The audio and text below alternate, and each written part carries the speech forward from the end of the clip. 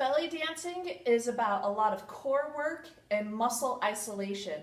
So for this first beginner part, you're going to start with your feet about shoulder width apart and hold your arms out. This will allow you to watch and pay attention to your shoulders.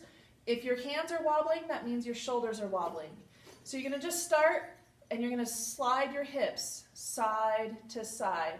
Notice my head and my shoulders aren't moving. My hips are just going side to side. Once you have this down, you're going to start making hip circles. Again, my shoulders and my head aren't moving. Now I'm going to back up so you can see my knees. My weight is on my heels with this, and I'm keeping my knees straight as I'm doing these hip circles. A lot of people will bend their knees to get their hips to go side to side, but when you bend your knees, it's really hard to keep your head and shoulders steady. Instead, you want this to be a nice, good stretch.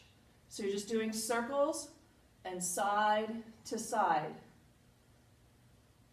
When you get this down, start bringing your feet together. You want to eventually be able to do this where your feet are together and you're doing side to side and circles.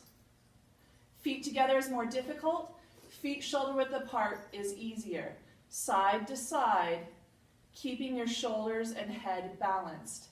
Once you have your side to side and your circles, the next part is a figure eight. So you're going to stand. My left hip is going to come forward. It's going to push back. When my left hip pushes back, my right hip is forward. And now I'm going to take my right hip and do a circle here. So I'm making figure eights with my hips. I'm over-exaggerating this so you can see how the hips are moving, but it's figure eights here.